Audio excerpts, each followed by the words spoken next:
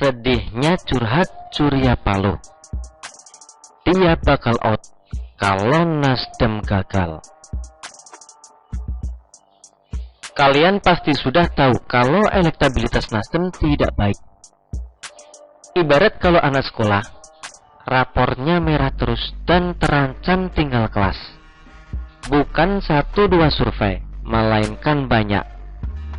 Saya sendiri tidak tahu lagi berapa banyak yang mengatakan hal yang sama. Yang terbaru, ini yang paling parah. Hasil survei Indekstat menyatakan Partai Nasdem tidak lolos parlemen dengan elektabilitas hanya 2,1%. Sejauh yang saya tahu, ini yang paling parah di antara semua hasil survei. Surya Paloh pun sepertinya tahu tentang fenomena tak baik ini. Dia merespon sejumlah survei yang mengatakan elektabilitas Nasdem turun setelah mendeklarasikan Anies. Dia menyatakan bahwa pemimpin partai akan bertanggung jawab jika perolehan suara yang didapat Nasdem menurun pada pemilu tahun 2024. Paloh meminta agar lembaga survei tak perlu lagi menghitung partai dengan elektabilitas kecil seperti miliknya. Ini adalah sarkasme dari Paloh. Saya hormati itu. Makanya kalau sudah tahu elektabilitas kecil, ngapain harus dihitung? Anggap saja ini partai main-main, gak akan dapat apa-apa. Parliamentary threshold juga gak dapat, kata Paloh. Paloh menyebut turunnya elektabilitas Nasdem adalah tanggung jawab dirinya sebagai pemimpin partai. Saya katakan, jika tidak ada tambahan kursi di pemilu tahun 2024, itu artinya nahkodanya out, kata Surya Paloh. Karena itu, Paloh akan mengoptimalkan kepemimpinan di Nasdem untuk membawa partainya berhasil mencapai satu lompatan yang lebih jauh di pemilu tahun 2024. Dan jika hasil yang didapat ternyata mengecewakan, Paloh menilai dirinya harus keluar dari Nasdem. Kalau saja, nah ini kalau, ini tolong dicatat.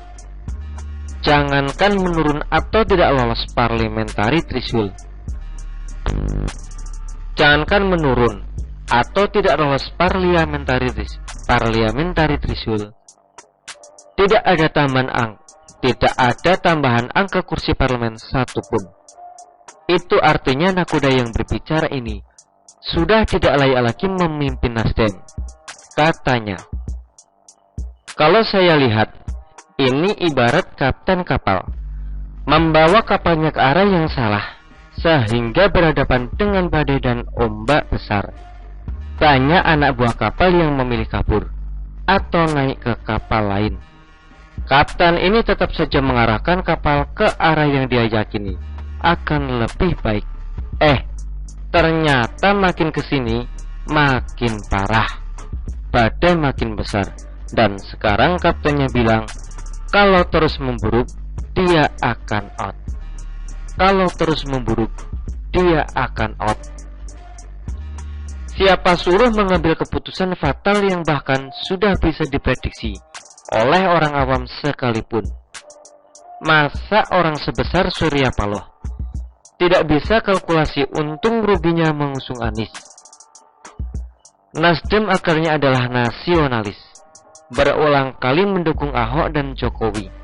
Sekarang mau banting setir mendukung Anies yang notabene salah satu pendukungnya adalah kelompok intoleran. Banting setir seperti ini ibarat mengemudi mobil belokkan arah mobil dengan tiba-tiba dengan sudut belokan yang tajam. Banting setir seperti ini ibarat pengemudi mobil belokkan arah mobil dengan tiba-tiba dengan sudut belokan yang tajam ekstrim, sehingga penumpang di dalamnya terpental keluar, sedangkan orang yang ada di luar bahkan berpikir-pikir mau naik ke dalam mobil itu karena terlalu ugal-ugalan. Artinya, Nasdem kehilangan pemilih asalnya. Bahkan pemilih Anies juga ogah memilih Nasdem. Ini terlihat dari survei SMRC yang mengatakan pemilih Anies lebih banyak memilih PKS. Nasdem cuma dapat 12% dari suara pemilih Anies. Ini tentu tidak sebanding dengan jumlah pemilih awal yang sudah hengkang ketika mendengar keputusan pendeklarasian Anies. Ibarat Nasdem buang aset lama demi aset yang lebih besar, ternyata tak dapat apa-apa. Atau ibarat Nasdem berpikir, dengan mengusung Anies bisa dapat makan lobster, ternyata sekarang cuma dapat cangkangnya doang, dagingnya dicuri orang lain. Tentu saja, ini keputusan paling sembrono yang pernah dilakukan Nasdem. Padahal Jokowi sudah mewanti-wanti, jangan sembrono, jangan terburu-buru, jangan tergesa-gesa. Itu kode dari Jokowi. Itu kode dari Jokowi yang harusnya jangan diabaikan karena pasti ada konsekuensinya. Tapi peduli amat dengan Nasdem. Kalau nakodanya out, mau ganti siapa? Nasdem sendiri tidak begitu banyak kader yang hebat. Ini sama saja memberikan sebuah sinyal Nasdem akan terombang-ambing dalam melautan politik tanpa arah dan tujuan. Setidaknya, ini jadi pelajaran paling keras yang pernah menimpa Nasdem, bahwa satu orang bisa membuat satu partai ikut tenggelam.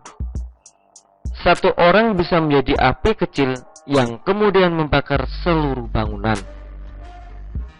Masih terngiang-ngiang dengan ucapan, "Why not the best?"